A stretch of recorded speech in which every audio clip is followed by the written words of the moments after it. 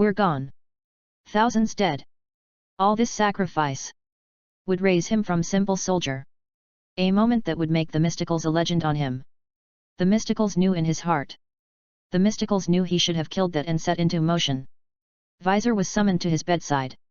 Non great Amia among his generals, for she had brought him victory. The noble greets to the ways of course. For 7 days Xerxes mourn, you will be the god. Kicks from every corner of the empire they wrapped. Queen Gorgo's voice cuts through the darkness before anything else. Lena Headey returns as the Spartan queen, and she's got a story to tell. One that reaches back a full decade before her husband, Leonidas, made his legendary stand at Thermopylae. This isn't a sequel that picks up where the first film left off. Instead, it rewinds the clock and runs parallel to those events, showing us the naval war that raged while the 300 fought on land. The screen floods with imagery of ancient Greece, but Gorgo makes something clear right from the start. This isn't Sparta's story alone anymore. Athens has entered the arena. 10 years before Thermopylae, the Persian Empire came knocking. King Darius, played by Igilnaer, led the largest army the world had ever seen. Straight to Marathon's shores. Picture hundreds of Persian ships blackening the horizon, their hulls scraping against Greek sand as thousands upon thousands of soldiers pour onto the beach. The visual scale here matches the first film's ambition, all rendered in that same stylized, almost comic book aesthetic that made 300 so distinctive. Greece wasn't united back then. Athens stood alone. Enter the Mysticals, played by Sullivan Stapleton. He's not a king or a demigod warrior like Leonidas. What makes him dangerous is his mind.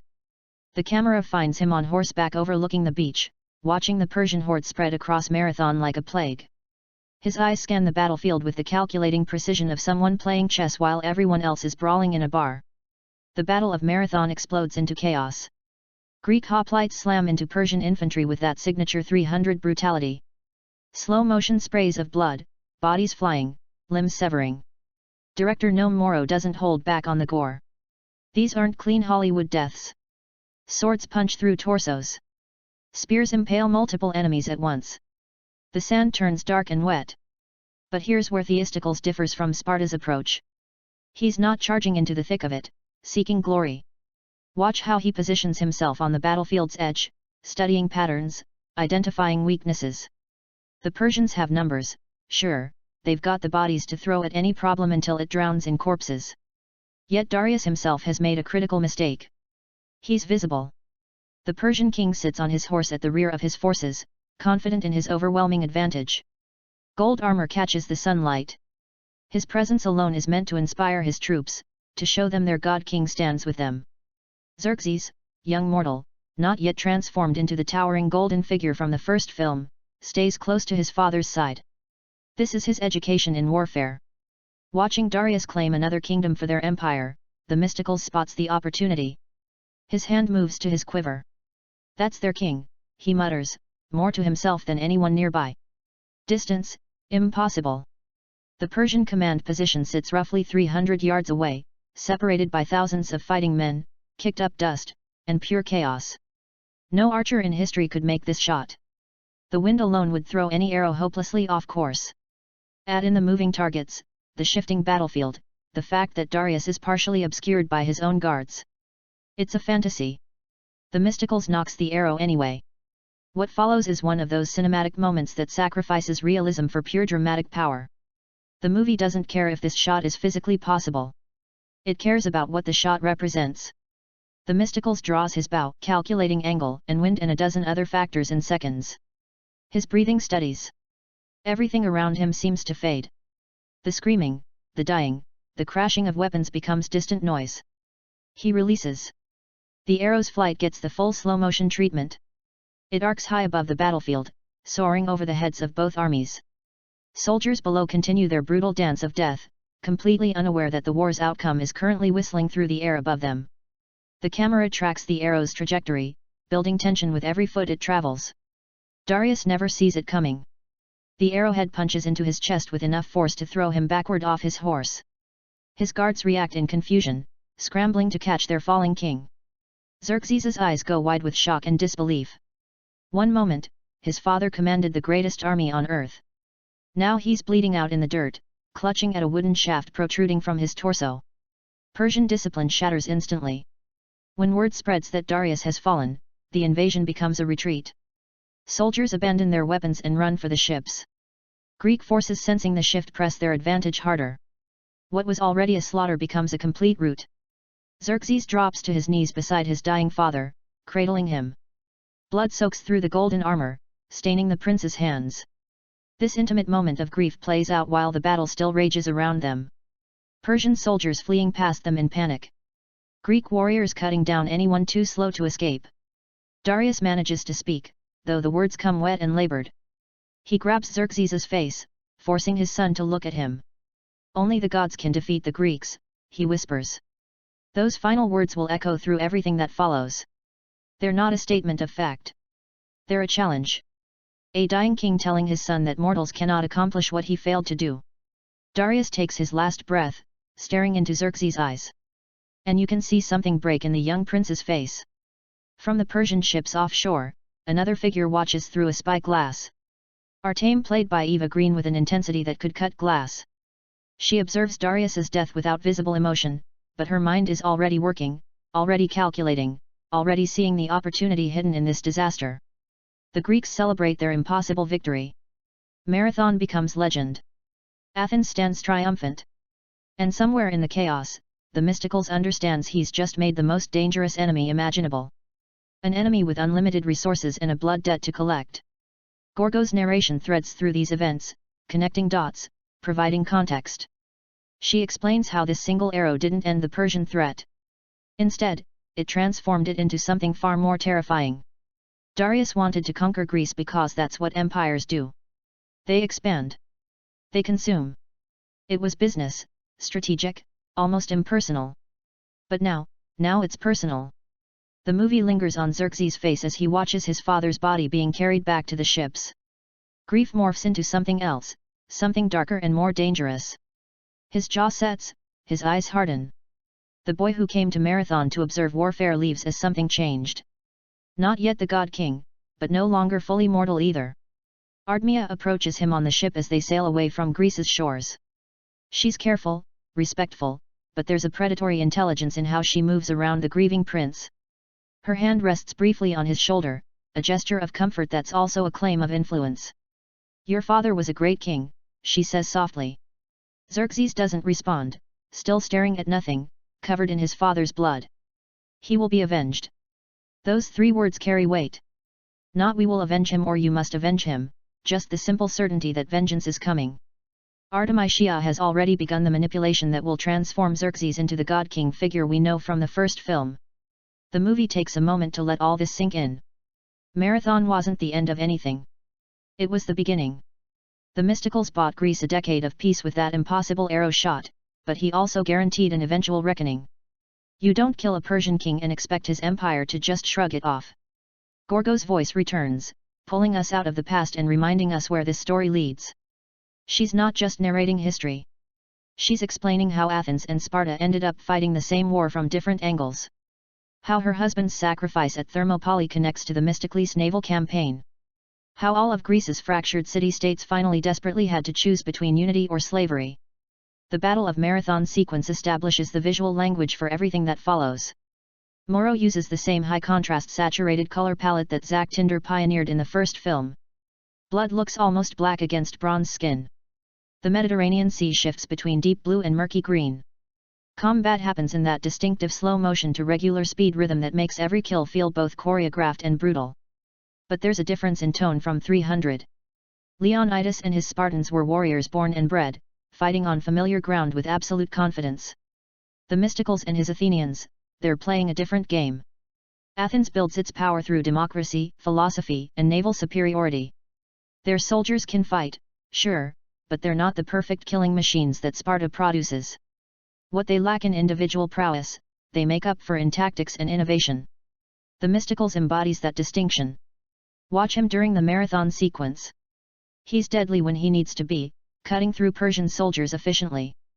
But his real weapon isn't the sword at his hip or the bow in his hands. It's the strategic genius that saw an opportunity no one else noticed and seized it without hesitation. That impossible arrow shot defines his character. Some might call it lucky. The movie presents it as calculated brilliance. Either way, it changes everything. As the Persian fleet disappears over the horizon, carrying Darius's corpse and Xerxes' fury, the Greek soldiers on Marathon's beach begin the grim work of dealing with the aftermath. Bodies everywhere, wounded crying out. The cost of victory made visible in blood and broken men. Themistocles stands apart from the celebration. His expression troubled despite the triumph. He's smart enough to know what he's done. Killing Darius didn't end the threat. It escalated it. Persia will return. And when it does, the response will make this invasion look like a minor skirmish. His second-in-command approaches, grinning with battle euphoria. We did it. Athens stands. Themistocles nods, but his eyes remain on the empty horizon where the Persian ships vanished. For now, he replies quietly, because that's the thing about buying time with violence. Eventually, the bill comes due. Gorgo's opening narration concludes by bringing us to the present, to the moment when Xerxes' revenge machine finally returns to Greece. 10 years have passed since Marathon. Xerxes has transformed in ways that defy understanding. His army has grown to apocalyptic proportions. And leading his naval forces is Armisia, the woman who turned a grieving prince into something that claims godhood. The stage is set. Athens faces annihilation. Sparta prepares to make its legendary stand. And the Mysticals must somehow unite a fractured Greece against an enemy that outnumbers them hundreds to one. One impossible arrow shot started this war. How many more impossible victories will it take to end it? Part 2. Birth of a God. Artemisia's story doesn't start with power. It starts with horror. Eva Green plays this character with such fierce intensity that you can't look away. And the movie knows it. Before we see Xerxes' transformation into the God King, we need to understand the woman pulling his strings. The film flashes back to Artemisia's childhood, and it's brutal. No sugar-coating, no artistic distance, just raw tragedy. She was Greek. That's the twist that makes her later actions so devastating. Born to a loving family in a coastal village, young Artemia's life gets shattered when Greek hoplites raid her home. Not Persians, Greeks, her own people. The movie doesn't explain why. Civil war, political feuds, maybe just random violence in an era when might made right.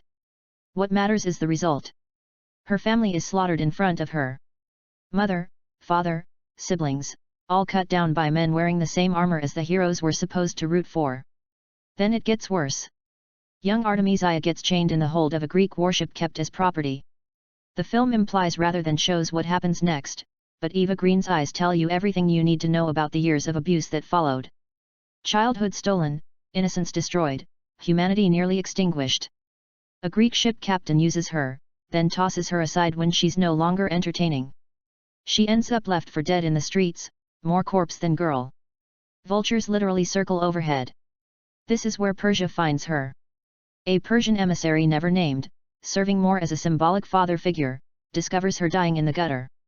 Something about her refusal to actually die catches his attention. Most people in her condition would welcome death. She's clinging to life with pure spite. He takes her in, feeds her, nurses her back to health. Then he does something unexpected. He trains her. Sword work, strategy, naval tactics, the Persian military arts in their entirety. Artemisia absorbs it all with the focus of someone who's found a purpose.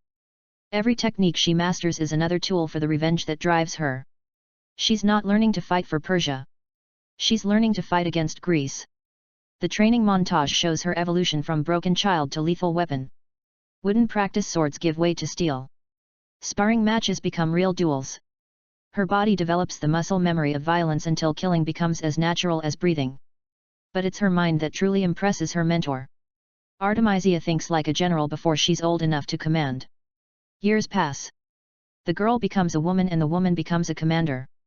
Her adoptive father, the Persian emissary, eventually dies, but not before seeing her rise through the ranks of the Persian navy. His final gift is ensuring she inherits his position and influence.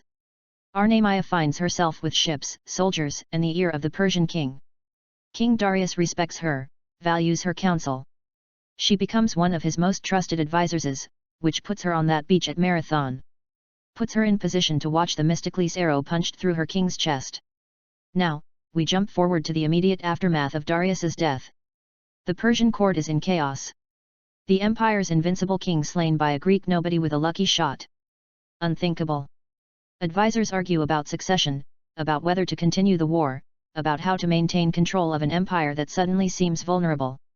Xerxes sits on his father's throne, young and uncertain. Grief weighs on him like physical chains. His father's final words echo in his mind. Only the gods can defeat the Greeks. Armisia enters the throne room. She's been patient, waiting for the right moment. The other advisors are older, more established, demanding Xerxes make decisions he's not ready for. She takes a different approach. Kneeling before him, she speaks softly, respectfully, like she's not manipulating at all. Your father gave you a gift with his last breath. Xerxes looks at her confused and grieving. He showed you the path to victory. Only the gods can defeat Greece. She pauses, letting that sink in. He was challenging you, asking if you are strong enough to become what Greece fears. You can see the reinterpretation taking hold in Xerxes' expression. Darius wasn't admitting defeat. He was issuing a challenge. Become a god. Transcend mortality. Achieve what mortal kings cannot. Artemisia describes a place, a sacred cave deep in the desert, known only to Persian mystics. Legend says that any who complete the pilgrimage and survive the ritual emerge transformed, touched by the divine, granted power beyond human limits. Your father believed in you, she whispers. He knew you could become more than he ever was. It's magnificent manipulation. She's twisting a dying man's desperate assessment into a roadmap for revenge. The other advisors protest. It's dangerous. It's superstition. Xerxes is needed here, stabilizing the empire, not chasing myths in the desert.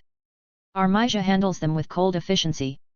One by one, she undermines their arguments in court. Then, more directly, she has them killed. Poison and wine, knives in the dark, accidents that look suspicious but can't be proven. Within weeks, Xerxes' court consists entirely of people loyal to Artemisia's vision. Xerxes departs for the desert. The movie shows his journey as a surreal fever dream. Endless dunes, scorching heat, no water, no food, just the prince and his father's ghost walking toward a destination he's not certain exists. Days blur together.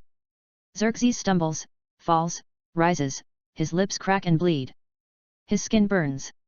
Dehydration and starvation push him to the edge of death. Just when it seems he'll collapse and never rise, he sees it.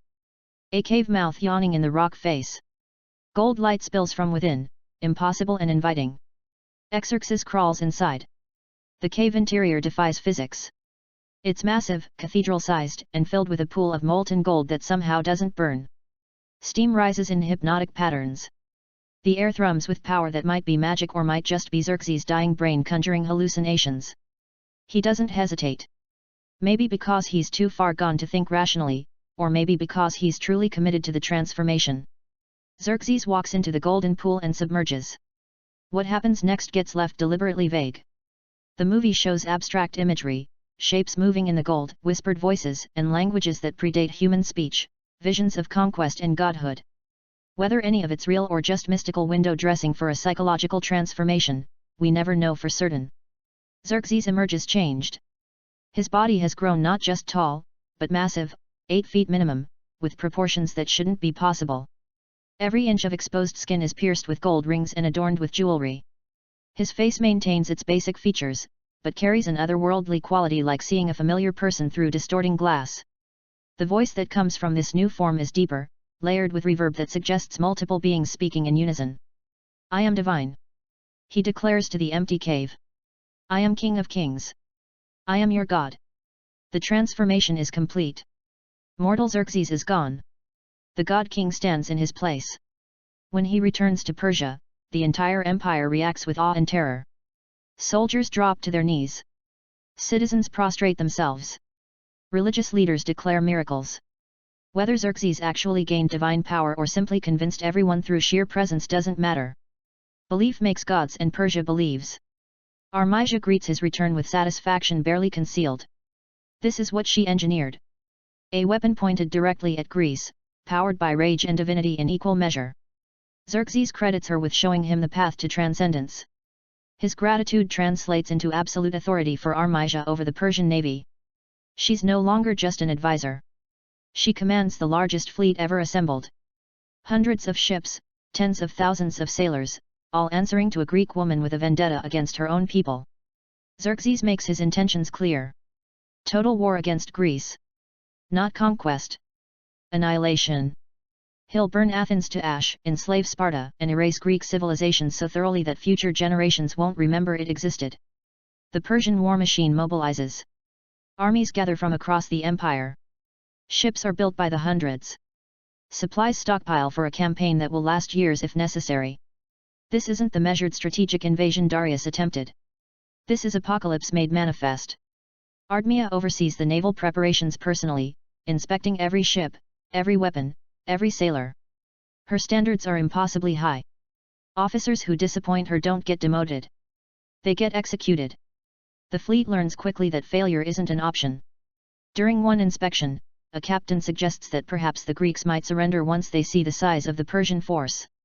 Why waste resources on a war when intimidation might work? Artemisia's response is to have him thrown overboard in full armor. As he sinks, screaming, she addresses the remaining officers. Greece will never surrender. They'll fight until every last one of them is dead, which is exactly what I want.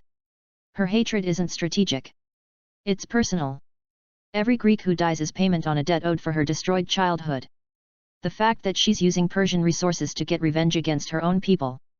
That irony isn't lost on her. She just doesn't care. Xerxes gives her complete freedom to conduct the naval war however she sees fit. His army will march on land, crushing city-states and breaking Greek unity. Artemisia's fleet will control the seas, cutting off escape routes and supply lines. Between them, Greece will be caught in a vice with no hope of escape. 10 years after Marathon, Persia returns to Greece. But this time, it's not an empire seeking expansion. It's a god seeking revenge, guided by a woman who won't be satisfied until the entire Greek world drowns in blood. Gorgo's narration returns, connecting these developments to the present moment. While Xerxes transformed and Artemisia built her fleet, Greece remained fractured and unprepared. The victory at Marathon made Athens confident, maybe overconfident. Sparta stayed isolated, focused on its own martial culture. The city-states bickered and competed while their doom assembled across the sea. Nobody understood the threat they faced. Nobody except one man, the Mysticals. Part 3, A Divided Greece. Athens knows what's coming. Reports from scouts, merchants, and spies all tell the same terrifying story. Persia is mobilizing the largest invasion force in human history. Xerxes isn't sending exploratory raids or testing defenses. He's bringing everything. The Mystical stands before the Athenian council making his case. The council chamber is packed with politicians, military leaders, and wealthy citizens. Everyone who has a say in Athens' future. Sullivan Stapleton plays this scene with urgency, barely contained, like a man trying to convince people their house is burning while they debate paint colors. We need ships, he states flatly. A fleet large enough to challenge Persia at sea. Immediate pushback. Ships cost money. Athens has a navy, sure, but nothing close to what the Mysticals is proposing. Building and manning hundreds of triremes would bankrupt the city. One council member argues they should negotiate instead. Maybe pay tribute. Surely Xerxes can be reasoned with. The Mysticals' expression hardens. You don't negotiate with a god. And that's what Xerxes calls himself now. God, demanding we kneel or die. Another council member brings up the obvious. Athens can't fight Persia alone. The Mysticals agrees completely. That's why he needs to go to Sparta. If the two most powerful city-states unite, others will follow. A unified Greece could actually stand a chance. The council approves his diplomatic mission, but remains skeptical about the ships. They'll consider it, maybe, if Sparta commits first. Political calculations and financial concerns trump the existential threat sailing toward them.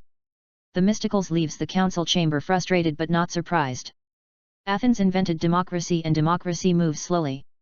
He doesn't have time for slow. The journey to Sparta takes days. The Mysticals travels with a small escort moving through Greek countryside that seems almost offensively peaceful. Farmers work their fields. Shepherds tend flocks. Life continues as if Persian apocalypse isn't gathering on the horizon. Ignorance might be bliss, but it won't stop arrows. Sparta rises from the landscape like a fortress-made nation. No elaborate architecture or artistic flourishes, just functional military efficiency. Soldiers train in every open space. Children practice combat forms. The entire city-state exists for one purpose, creating perfect warriors. The Mysticals receives an audience with Queen Gorgo.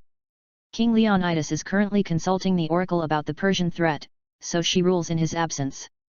Lena Headey plays Gorgo with regal authority undercut by obvious grief. She knows what the oracle will likely tell her husband. The throne room meeting is frosty from the start. Spartans don't particularly like Athenians.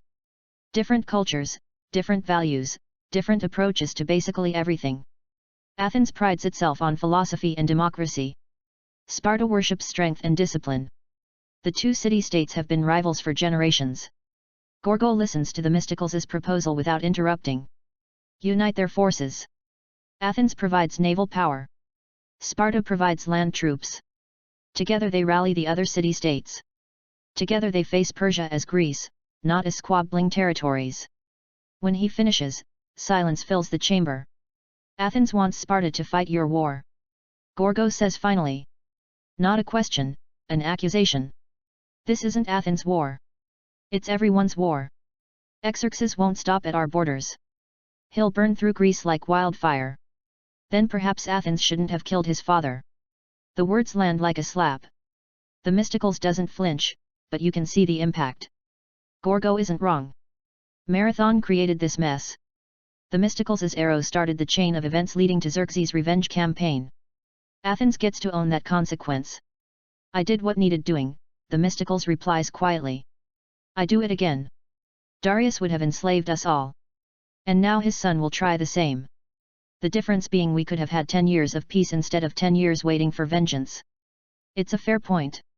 And the mysticals has no real counter. Killing Darius bought time but guaranteed eventual retribution. Military victories often just postpone problems rather than solve them. Dilios enters the chamber. The storyteller from the first film played again by David Wenham. He brings news. Leonidas has returned from the oracle. The prophecy is delivered. Sparta will fight, but the oracle demands a price. If the king marches to war during the sacred festival, he can only take his personal guard. 300 men. The mysticals processes this information with visible shock. 300 against millions. The oracle has spoken, Gorgo says simply. My husband will honor the prophecy. That's suicide. That's not strategy. It's martyrdom. Gorgo's eyes flash with something dangerous. Spartans don't fear death, they court it. A glorious end in battle is the highest honor their culture recognizes. Calling it suicide misses the point entirely. Athens seeks victory through cleverness, she says coldly. Sparta seeks glory through courage. We are not the same. The dismissal is clear. The mysticals won't get the alliance he came for. Sparta will fight, but on Spartan terms, following Spartan traditions. Leonidas will march with his 300 to a mountain pass called Thermopylae. They'll hold the narrow passage as long as humanly possible, buying time for the rest of Greece to prepare. And when they fall, the mysticals asks, then they fall as Spartans, free men making their own choice. There's no arguing with religious conviction. The mysticals understands he's lost this negotiation before it truly began. Sparta will participate in the war effort technically, but not how he needs. Not unified, not coordinated, just 300 warriors throwing themselves at an unstoppable force. Before he leaves, Gorgo offers one concession. If Athens can truly assemble a fleet, if the mysticals can prove naval warfare is viable, then perhaps Sparta will reconsider. Prove that Greek ships can challenge Persian numbers. Give them reason to believe unity could work. Your husband is marching to his death. Themistocles says bluntly. I know you could stop him. Order him to stay. Gorgo's smile is sad and proud simultaneously. He's a Spartan king. He was born to die for Sparta. And I was born to let him. The conversation ends there. The mysticals depart Sparta with nothing concrete except frustration and a ticking clock. Leonidas will make his stand soon. 300 against millions won't last long. No matter how skilled those 300 are. Once Thermopylae falls, Persia's army will have a clear path through Greece, which means the naval war becomes everything. Riding back toward Athens, the mysticals' mind races through calculations. He needs ships, needs sailors, needs to convince dozens of coastal city-states to contribute their fleets to a unified command. And he needs to do it all while Persia's armada is already sailing. The camera lingers on his face during the journey, determination mixed with dread. He's about to fight a war on impossible terms with insufficient resources against an enemy that outnumbers him absurdly. And if he loses, Greek civilization ends. No pressure. Athens begins its mobilization. When the Mysticals returns, the council, spooked by reports of Persia's fleet size, finally approves ship construction. Coastal cities receive urgent messages requesting their triams join the unified fleet. Some agree immediately. Others hesitate, calculating whether neutrality might save them. The Mysticals spends his days organizing, planning, drilling. The Athenian navy is competent, but not exceptional. Their sailors understand rowing and basic maneuvers. But naval combat against a force this large requires coordination. Athens has never attempted before. Training montages show Greek crews practicing ramming techniques. Triams are essentially giant battering rams with oars. The bronze ram at the prow can punch through enemy hulls if deployed correctly. Speed, angle, and timing all matter. Miss the target, and you're dead in the water, surrounded by enemies. The Mysticals drills them relentlessly. Morning until night. Row harder. Turn faster, strike cleaner. His officers complain. The men are exhausted. He responds that exhausted beats dead. Reports trickle in about Xerxes' march. The Persian army moves through northern Greece, crushing any resistance. City-states that don't immediately surrender, get burned to foundations. Xerxes isn't interested in occupation. He wants examples. The Mysticals receives word that the unified fleet should assemble at Armisium, a strait near Thermopylae. The geography offers advantages. Narrow waters limit how many ships Persia can deploy simultaneously. If the Greeks can hold the strait, they neutralize Persian numerical superiority. It's the same logic Leonidas is using on land. Fight where numbers mean less. Force the enemy into kill zones where skill matters more than mass.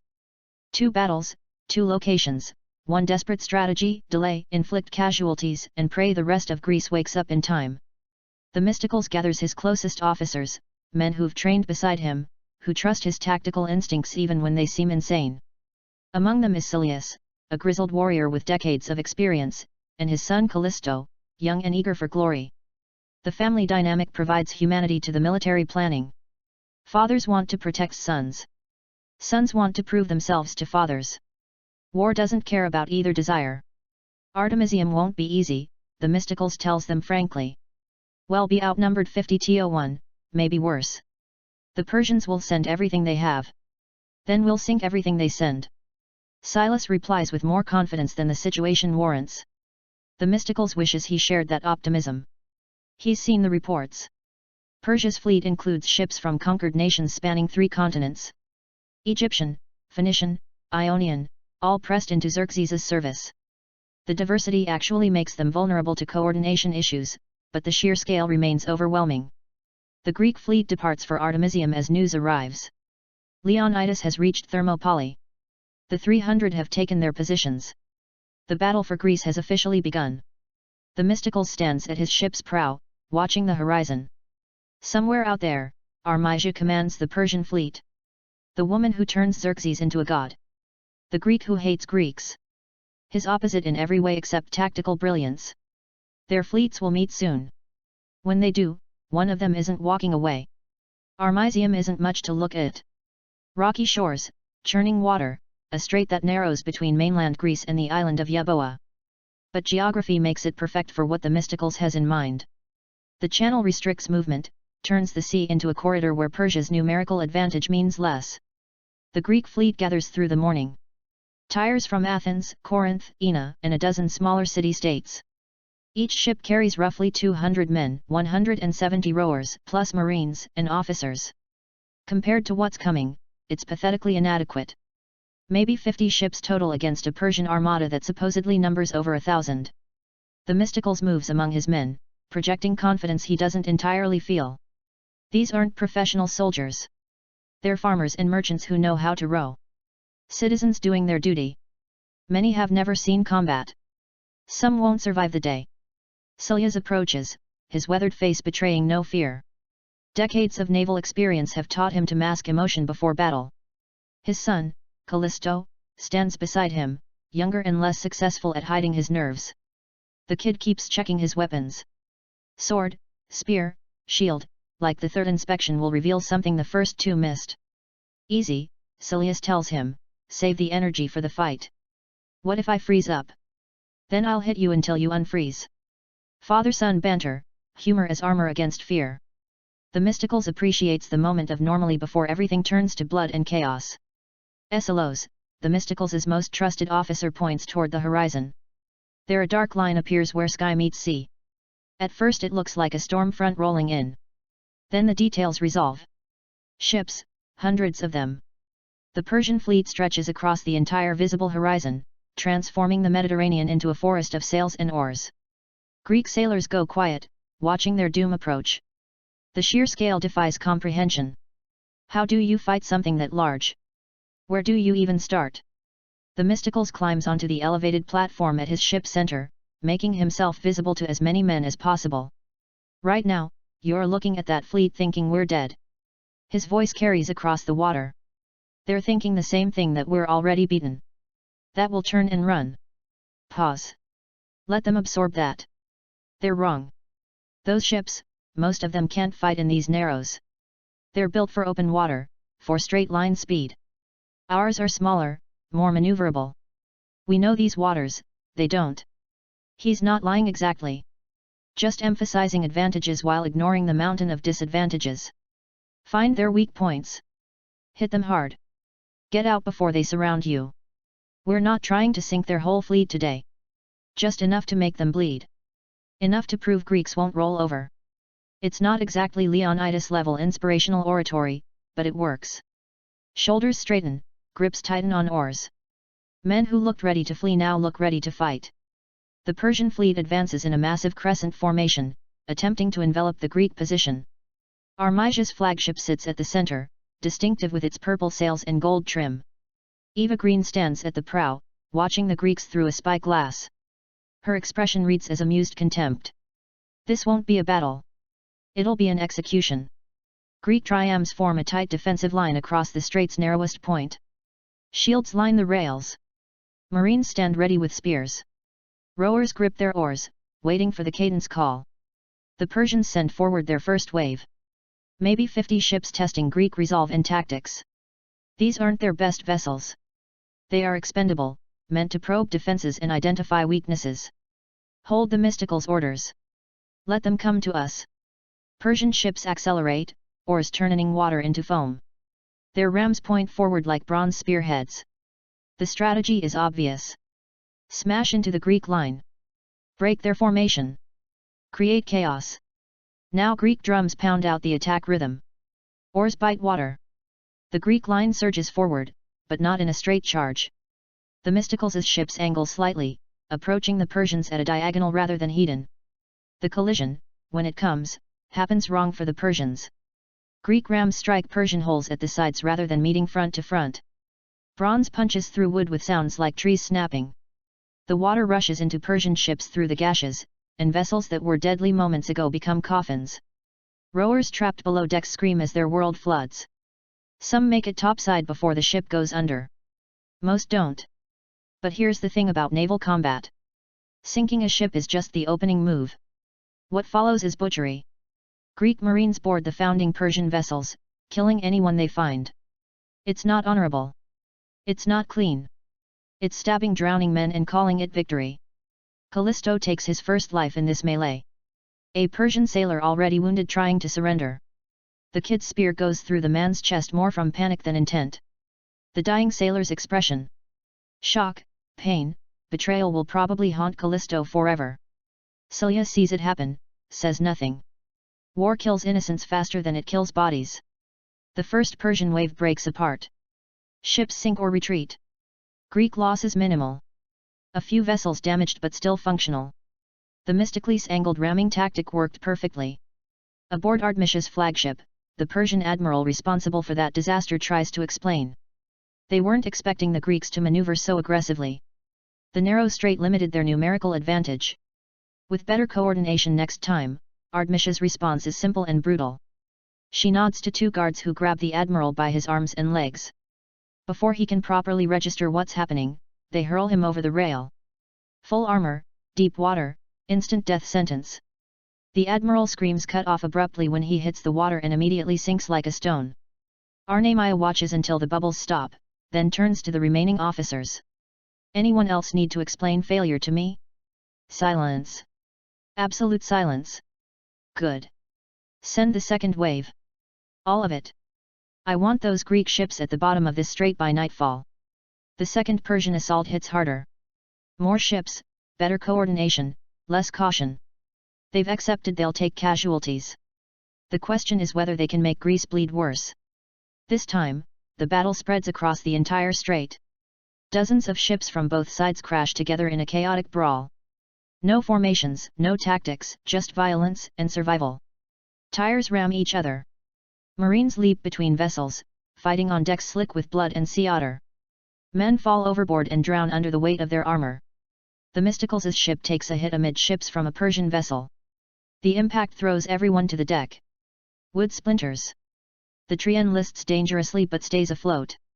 Persian marines pour over the rail, screaming in languages the Greeks don't understand. Themistocles meets them with sword drawn. He's not just a strategist. Sullivan Stapleton gets to show that Themistocles can match most warriors in pure combat skill. His blade work is efficient rather than flashy. No wasted movements. Every strike aims to disable or kill. Essos fights beside him. The two moving in practice coordination. They've clearly fought together before, reading each other's intentions without words. When Themistocles leaves an opening deliberately, Eschyos is already moving to exploit it. The Persian boarders get driven back. Bodies pile on the deck. More Persian than Greek, but the distinction matters less when you're cleaning blood off your sword. All across the street, similar scenes play out. Some ships sink, others burn. Men die by the hundreds in dozens of separate struggles. The water turns reddish-brown, churning with debris and corpses. By afternoon, the Persians pull back. Not because they're beaten. They've got unlimited reserves. Because Armisia recognizes diminishing returns. Throwing more ships into the meat grinder won't change the equation. The Greeks are defending too well, too smart. She withdraws her fleet out of the strait into open water, reassessing. Greek sailors collapse in exhaustion. Some cheer their survival. Others just stare at nothing, processing trauma. Medics move among the wounded, doing what little they can with ancient medicine. Men with severed limbs get tourniquets. Men with gut wounds get mercy. Themistocles surveys the damage. Several Greek ships sunk or too damaged to continue. Dozens of men dead, more wounded, but they held. Against impossible odds, they held. Silas finds him at the rail, looking toward where the Persian fleet reassembled. We hurt them, the older warrior says. Not enough. They still got 10 ships for every one of ours. They can afford this. We can't. So, what's the plan? Themistocles doesn't answer immediately. His eyes track Ardmia's distinctive flagship, still visible in the distance. She's probably thinking the same things he is, calculating losses, planning the next move. We make them think we're smarter than we are. Make every victory look like genius instead of luck. Make her respect us enough to hesitate. Respect? She's trying to kill us. Exactly. If she hated us and nothing else, she'd just overwhelm us with numbers. But I saw her watching during the fight. She's curious. Wants to know what we'll do next. That curiosity buys us time. Silas looks skeptical but doesn't argue. Themistocles has kept them alive so far. Might as well trust he can do it again. As the sun sets on Artemisium, both fleets settle in for the night. Tomorrow they'll do this again. And the day after, until one side breaks or gets reinforcements, Persia can afford attrition. Greece cannot. Which means Themistocles needs to win without winning, survive without surviving. Thread the impossible needle between destruction and victory long enough for something to change. Part 5. Narrow straits and cunning plans. Night at Artemisium is anything but restful. Greek sailors tend wounds, repair damage, and try not to think about tomorrow. Fires burn on the beach where crews cook whatever food they've got. The mood is tense. They won yesterday technically, but everyone knows it can't last. Themistocles doesn't sleep. He's hunched over maps by lamplight, studying the coastline with obsessive focus. Eschyos finds him like this, still blood-stained from the day's fighting, tracing routes with one finger. You should rest, Aeschylus suggests. I'll rest when we're not outnumbered 100 to 1. The map shows something interesting. About 2 m north of their current position. The coast forms a narrow crevice, rock walls rising on both sides. Water barely wide enough for 3 ships abreast. Persian vessels could sail into it easily enough. Getting out would be another story. We need them angry tomorrow. Themistocles says, angry enough to chase us without thinking. Morning comes too fast. The Persian fleet advances again, but this time Ardmia's learned from yesterday's losses. Her ships approach in tighter formation, limiting the Greeks' ability to exploit angles. She's adapted. That's the problem with facing someone brilliant. They learn. Greek and Persian vessels clash in the strait's mouth. Bronze rams splinter holes. Marines scream battle cries in a dozen languages. It's yesterday's chaos repeated, except now the Greeks seem panicked. Themistocles' ship takes several hits, listing badly. Other Greek vessels show similar damage.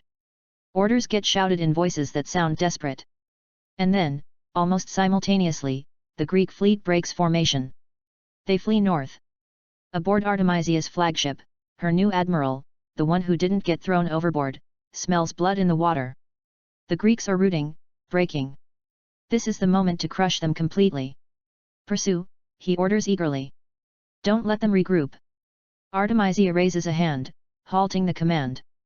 Something feels off. Yesterday, the Greeks fought with discipline and tactical precision. Today, they're suddenly fleeing in disarray. Too convenient. But the admiral persists. They'll lose the opportunity if they hesitate. The Greeks are vulnerable right now, scattered and damaged. Finish them and the naval war ends today. Eva Green's expression shows the internal calculation. Is this a trap? Or is she overthinking genuine defeat? The Greeks are mortal. They can break. Maybe yesterday's losses finally crush their morale. Pursue, she decides, but carefully. Keep formation. The Persian fleet follows the retreating Greeks north along the coast. Ships with the freshest crews take the lead, eager for easy kills. The chase extends for miles, with Greek vessels always just barely out of ramming range. Maddeningly close, but never quite catchable. Then the coastline changes. Rock walls rise on either side as the water narrows. The leading Persian ships barely notice, too focused on their prey ahead. More vessels pile into the passage, following the Greeks deeper into the stone corridor. That's when Themistocles gives the signal. Greek ships that seem damaged and panicked suddenly wheel around with perfect coordination. Their listing holes straighten, ballast, redistributed, not actual damage. Fresh rowers who've been resting below decks take their positions. What looked like a desperate retreat becomes an aggressive counterattack in seconds. The Persian ships in front try to reverse course, but dozens more are pushing in from behind, unaware of what's happening ahead. They're packed into the narrow crevice like fish in a barrel. Then the Greeks on the clifftops reveal themselves. Hundreds of Marines who'd been hidden in the rock stand and unleash volleys of arrows and spears straight down into the Persian vessels. At this range, missing is nearly impossible. Projectiles punch through deck planking, through canvas, through flesh. Persian sailors become pincushions. Ships can't maneuver, can't retreat, can't even defend properly. Their shields face forward for ship-to-ship combat, not upward for aerial assault. Greek triremes ram the trapped Persian vessels from ahead while arrows rain from above. It's not a battle. It's a massacre with extra steps. Callisto stands on the cliff with his father, launching spear after spear into the chaos below. There's no time to think about honor or the morality of killing trapped enemies. Just the mechanical motion, grab spear, aim, throw, repeat. Bodies pile up on Persian decks faster than crews can clear them. The water in the narrow passage turns completely red. Ships sink, blocking the channel and trapping even more vessels. Persians abandon ship and try swimming, but armor drags them down. Those who shed their armor become easy targets for Greek archers. It takes hours to clear the crevice. When the surviving Persian ships finally extract themselves and retreat to open water, they leave behind dozens of wrecks and hundreds of corpses. Artemisia watches the disaster unfold through her spyglass too far back to have entered the trap herself.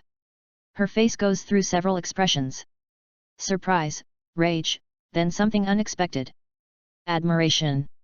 She actually smiles. Not a happy smile. A predator's smile recognizing a worthy opponent. Themistocles, she says aloud, tasting the name. Clever. Her officers look nervous, waiting for another execution. Instead, she orders a full withdrawal to regroup. The Greeks earned this victory legitimately. No point throwing more ships away out of pride. The Greek celebration is loud and genuine. 2 days, 2 victories against an enemy that should have swept them aside effortlessly. Maybe they can actually do this. Maybe Greece has a chance. The Mysticals doesn't share their optimism. He's counting losses, calculating odds, and the math still doesn't work. Yes, they've inflicted serious damage on the Persian fleet. But Artemis got reserves to replace every ship they sank. Greece doesn't. Every Greek vessel lost is irreplaceable. Silas approaches with wine. Both men drinking straight from the skin. Neither speaks for a long moment, just watching the sun set over water still littered with debris. She'll come for you now, Silas finally says personally. I know that smile she had when we ambushed them. That wasn't fury. That was interest. The Mysticals nod slowly. He'd seen it too through the distance. Armija looking at him the way a chess master regards an opponent who just made an unexpected brilliant move. Respect mixed with something more dangerous. She hates Greeks, the Mysticals says, but she hates being bored more. We've given her a challenge. Challenges can be killed. So can we. Then we make ourselves interesting enough that she wants to study us before crushing us. Every day we survive is another day for Greece to prepare. It's a thin strategy, banking on a sociopath's curiosity to stay alive. But thin strategies are all they've got. That night, the Mysticals dreams of arrows and drowning men. He wakes before dawn, walking the beach alone. Bodies wash up with the tide. Persian and Greek alike. The sea doesn't distinguish. Dead is dead regardless of which side you fought for. A ship appears on the horizon as the sun rises. Single vessel white flag raised. The universal signal for parley. Greek lookouts sound the alert. The Mysticals walks to the water's edge, watching the ship approach. He knows what this is before the messenger even disembarks. A Persian officer steps onto the beach, unarmed, carrying a sealed scroll. He approaches the Mysticals with the careful body language of someone acutely aware he's surrounded by enemies. From Commander Artemisha, he says in heavily accented Greek. For general theme Mysticals only, the scroll gets handed over. The messenger retreats quickly, eager to leave hostile territory. The ship sails away while Theisticals breaks the seal. The message is simple. I would speak with you. Come to my ship at midday. Come alone or don't come at all.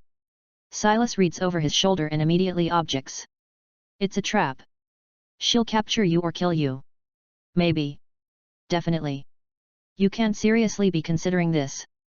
But the Mysticals is considering it. Artemia could kill him anytime she wants. Assassination, overwhelming force, a dozen different methods. If she wanted him dead, he'd be dead. This invitation means something else. Curiosity. A desire to understand the man frustrating her plans. I'm going, he decides. That's insane. Probably, but I need to see her. Need to understand what we're actually fighting. His officers argue for an hour straight. It's suicide. It's reckless. It violates basic military sense. The Mysticals listens to every objection and ignores them all. At midday, he boards a small boat alone and rows toward the Persian fleet. Armija's flagship looms larger as he approaches. A floating palace of purple and gold. Persian guards watch his progress. Arrows nocked but not drawn. They're expecting him. This encounter was planned. The Mysticals climbs aboard, unarmed as instructed. Guards escort him below decks to a lavish cabin that seems obscene given the war raging outside. And there she is. Arnami Resines on silk cushions, wine in hand, looking completely relaxed. Eva Green plays this entrance with calculated seduction. Dangerous femininity weaponized. Every movement is deliberate. Every glance carries weight. The Mysticals, she purr. I was hoping you'd come. Here I am. Thirsty, the wine is exceptional. Plundered from Athens's best vineyards. The provocation is obvious. He accepts the wine anyway, matching her casual energy. Two predators circling, measuring. You fight well for an Athenian. Armija continues. Almost Spartan-level brutality with that ambush. I lost 60 ships. You got 600 more. True, but those 60 cost me time. Time I'd rather spend elsewhere. She leans forward slightly. I'm curious about you. And there it is. The real reason for this meeting. Not military negotiation, not terms of surrender, just naked curiosity from someone who rarely meets equals. Their conversation is about to get very interesting. Part 6, the seduction. Armies circles him like a shark. The cabin is intimate in a way that feels deliberately staged. Silk everywhere. Incense burning. Low lighting. She's created an environment designed to disarm, to make violence seem impossible. You interest me, she says, refilling his wine without asking. Most Greeks I meet are predictable. Spartans charge forward until they die. Athenians talk until someone stronger silences them. But you think. Dangerous habit in wartime. Only if you are on the losing side. She settles onto the cushions, patting the space beside her. Sit. We're not enemies in this room. The Mysticals doesn't sit. Doesn't relax. Sullivan Stapleton plays this whole scene coiled tight, aware he's in a predator's den. Why am I here? Because I asked. Because you were curious enough to come. Artemisia studies him over her wine cup. I know everything about you, Theisticals, the arrow at Marathon. Your tactical brilliance. How you convinced Athens to build a fleet. You're the mind holding Greece together.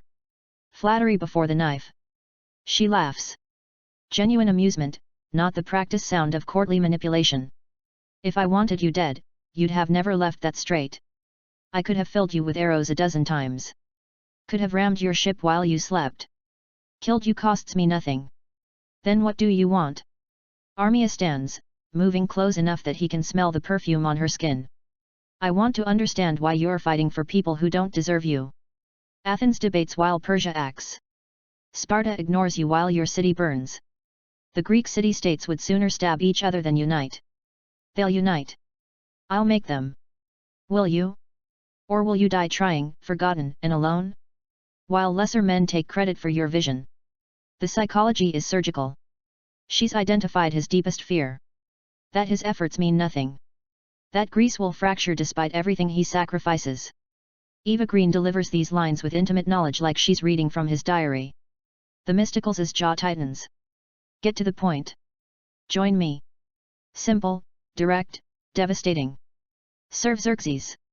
You'll command half the Persian fleet, second only to me. Together, we'd be unstoppable. You want me to betray Greece? I want you to stop wasting talent on ingrates. Persia values ability. Your brilliance would be rewarded with wealth, power, immortality through legend. Greece offers you what? Death in a losing battle. A footnote in someone else's story. She's close now. Dangerously close. Her hand traces up his arm. Not overtly sexual, but testing boundaries, seeing how far she can push before he breaks. I've spent my life preparing Greece's fleet for you, she continues, voice dropping lower. Every ship Athens built, every sailor trained, all of it was for this moment. For you to arrive and give me a proper challenge. That's insane, is it? I could have had Xerxes crush Athens years ago. Could have prevented your naval build-up entirely. But where's the satisfaction in easy victory? Her eyes lock onto his. I wanted a worthy opponent, and now I have one. The confession is disturbing on multiple levels. Artemisia has been orchestrating events to create her own perfect enemy. She's not just fighting a war. She's indulging in obsession. You're telling me this whole conflict is personal entertainment? I'm telling you, I respect you more than your own people do. More than you respect yourself. Her hand moves to his chest. Greece will fall regardless. The question is whether you fall with it or whether you take your place beside me when the slaughter ends. The Mysticals catches her wrist. For a moment they're frozen, his hand on hers, her body inches from his tension thick enough to choke on. I'm Greek, he says quietly. I'll die Greek. Loyalty to people who waste you. How noble. How stupid. Then she kisses him. It's aggressive, demanding, a challenge disguised as intimacy. And theistically, isolated, exhausted, facing impossible odds, responds. Maybe it's stress, maybe curiosity, maybe recognition that this woman understands warfare better than anyone he's ever met. Whatever the reason, he kisses back.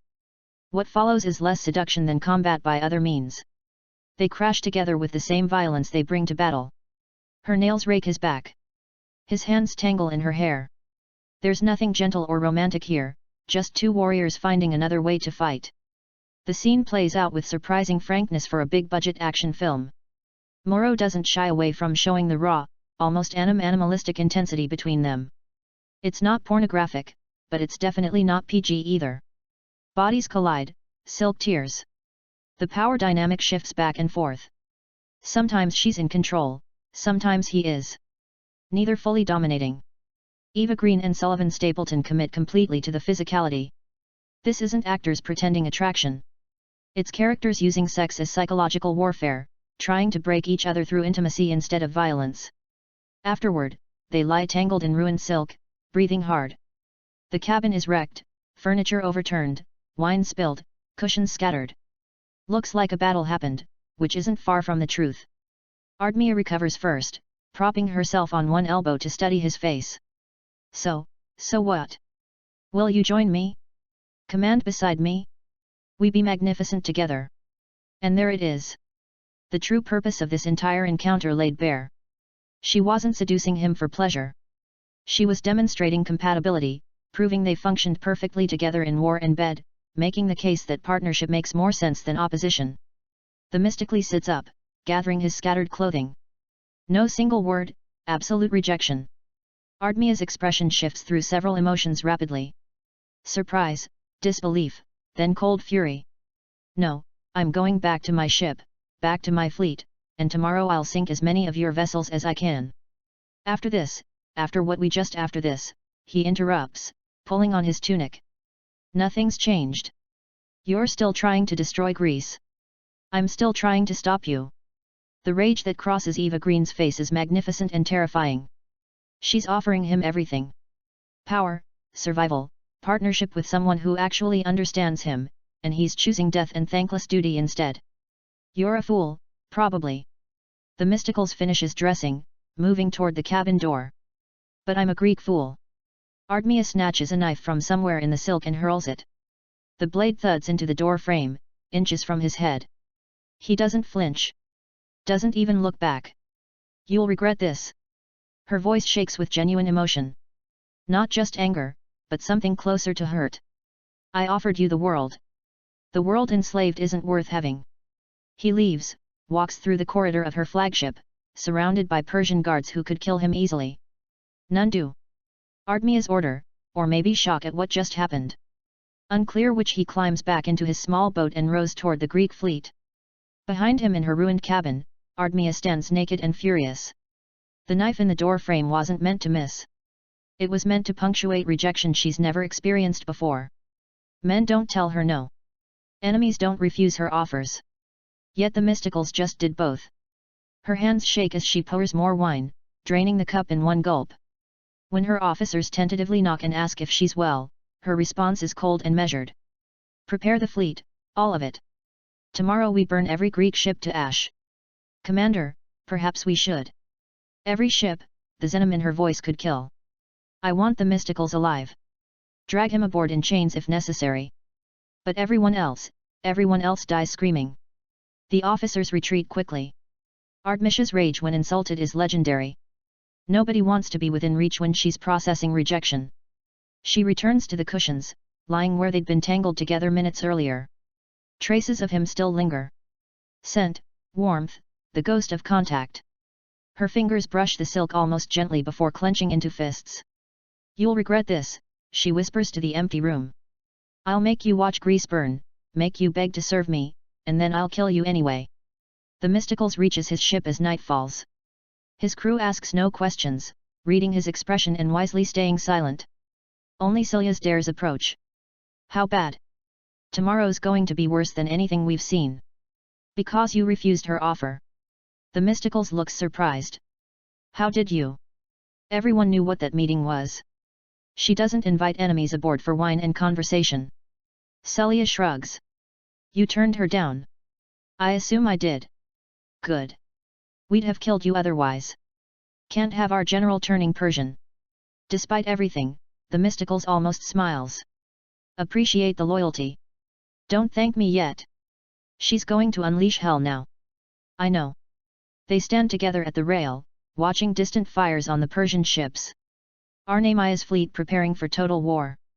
Tomorrow won't be tactical maneuvering or clever ambushes. Tomorrow will be raw destruction. Persia throwing everything at Greece with no concern for casualties. Themistocles thinks about the woman on that flagship. Thinks about how different things might be if he'd said yes. He'd be warm, safe, powerful.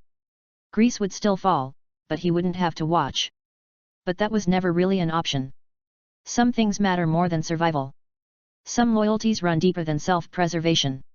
Tomorrow, Artemisia will try to destroy him. And honestly, after tonight, she's earned the right to try. Art 7. Fire and Fury. Dawn breaks over Artemisium with unnatural silence. No bird calls, no waves lapping at hulls. Even the wind seems to be holding its breath. The Persian fleet sits motionless on the horizon. Every single ship, not a demonstration of force, a promise. Greek sailors wake to find their enemy waiting. Yesterday's victories feel hollow, watching that armada gather itself. Mysticles walks among his men, seeing fear they're no longer bothering to hide. 2 days of success bought them confidence. One look at what's coming, strips it away. She's bringing everything, as Kylo observes unnecessarily. The Mysticles nods, watching the Persian ships begin their advance. Different formation this time. Wider spread, multiple attack vectors. Armisha's done being clever. Now she's just being overwhelming. The Persian fleet doesn't charge. They approach methodically, almost casually. Several dozen ships at the front trail. Something dark into the water behind them. Black substance spreads across the surface, thick and oily. Callisto squints at it from his position. What is that? His father doesn't answer immediately, studying the expanding slick. Recognition dawns slowly, followed by horror. Tar, Silius breathes. They're dumping tar in the water. The realization spreads through the Greek fleet. Tar burns. Tar floating on water burns everything it touches. One spark and the entire strait becomes an inferno. Back! Get back! The mystically shouts, but retreat options are limited.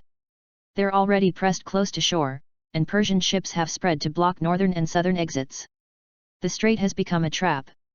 Persian vessels continue their methodical advance, pouring barrel after barrel of black tar into the Mediterranean. The substance creates an unnatural skin across the waves surrounding the Greek position. Sunlight catches the slick, making it shimmer with rainbow patterns that would be beautiful if they weren't so terrifying. Movement catches the Mysticles' attention. Figures in the water. Dozens of them swimming from the Persian ships toward the Greeks. Not sailors abandoning posts. These swimmers move with purpose. Each carrying something ceramic above the water.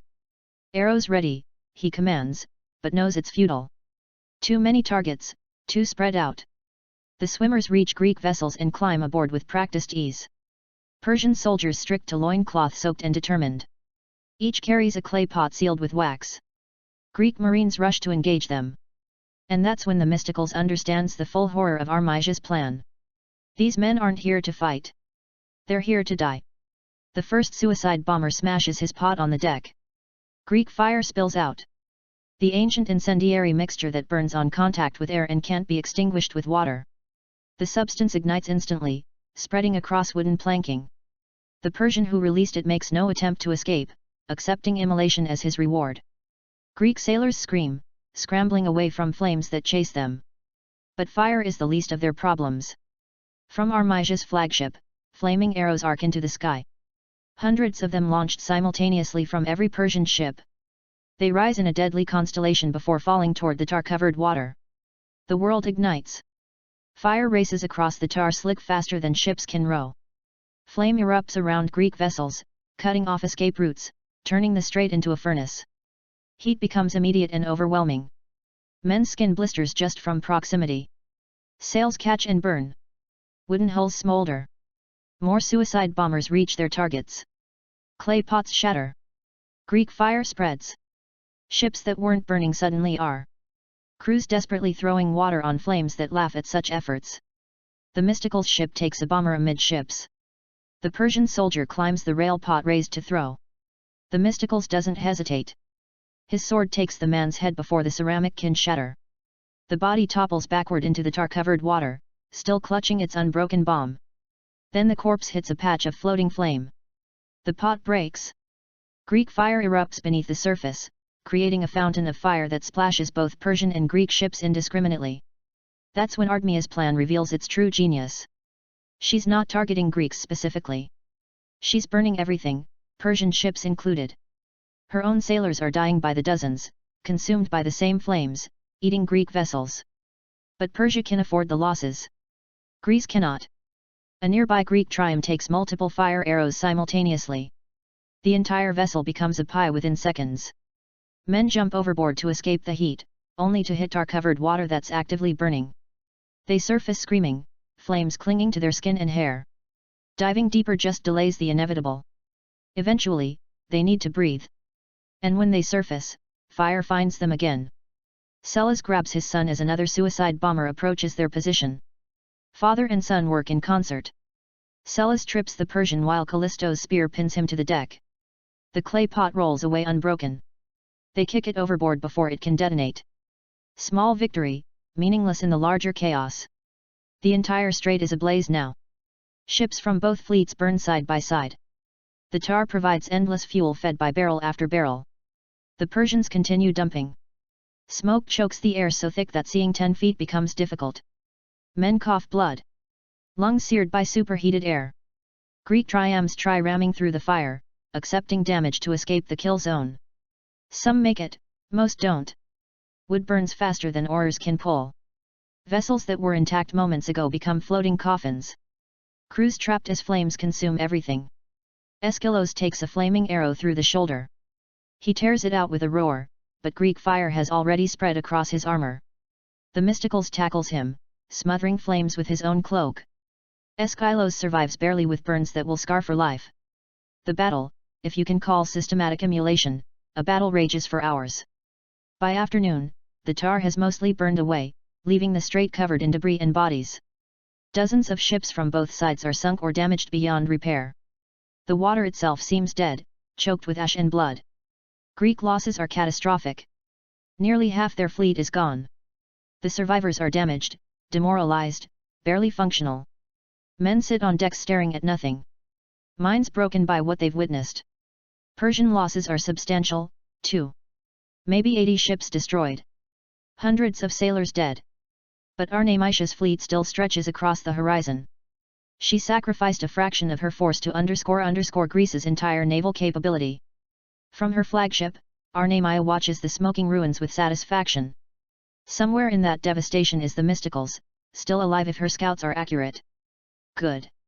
She wants him to see this. Wants him to understand the cost of refusing her. As twilight settles, Greek survivors drag themselves to shore. Walking wounded help those who can't walk. Medics are overwhelmed, performing triage on hundreds of burned and bleeding sailors. The beach becomes a field hospital with insufficient supplies and far too many patients. The Mysticals moves among them, his own burns wrapped hastily. The guilt on his face is undisguised. These men followed his strategies, trusted his leadership. Now they're dying because he couldn't anticipate Ardmia's willingness to burn her own fleet. Silas finds him as night fully falls. The older warrior's face is grim. We need to talk away from the men. They walk down the beach, leaving the camps behind. Silas's expression tells the Mysticals, this isn't about battle plans or fleet repairs. Word from the north, Silas says quietly. A runner arrived during the fighting from Thermopylae. The Mysticals stops walking. He knows what's coming before Silas says it. Leonidas is dead. All 300 fell. Ephaltes betrayed them, showed the Persians the mountain path. They were surrounded. Fought to the last man. The words land like physical blows. The Mysticals knew the 300 couldn't hold forever, knew their sacrifice was always the point. But knowing and hearing are different things. When yesterday, maybe the day before, the runner took time reaching us. Which means while the Mysticals was aboard Armisia's ship, while they were tangled in silk and lust, Leonidas was dying. 300 Spartans were making their final stand, and he was negotiating with the enemy. The guilt multiplies exponentially. Xerxes has the pass, Themistocles says, more statement than question. Silius nods. His army's moving south. Nothing between him and Athens except time. Does Gorgo know? She will soon. If she doesn't already. The Mysticals looks toward where the Persian fleet sits. Fires burning on their ships like distant stars. Armisia knows about Thermopylae. Probably knew during their meeting. She let him think the land war was still balanced while Sparta's best were being slaughtered. We can't hold here. The Mysticals finally says, not after today. We need to fall back. Regroup. Fall back where? We've lost half our ships. Persia controls the sea lanes. Athens, then we evacuate the city.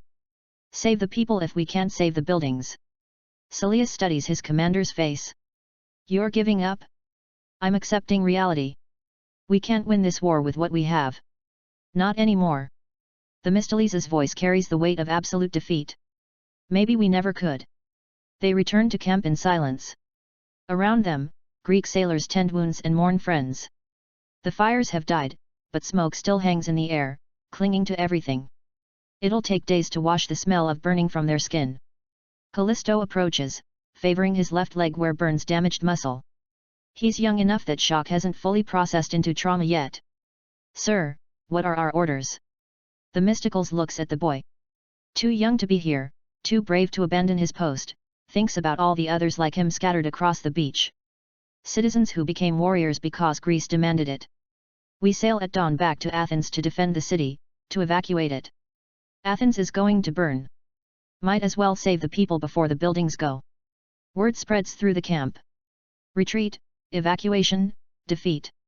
The reactions vary. Some relief, some despair, some just numb acceptance. They fought well. They lost anyway. That's war. Themistocles stands at the WS edge long after everyone else has slept. The Persian fleet is still visible, lit by their watch fires. Somewhere out there, Armitia is probably awake, too. Probably satisfied with today's destruction. She broke him. Not through seduction or negotiation. Through simple, overwhelming force applied without mercy.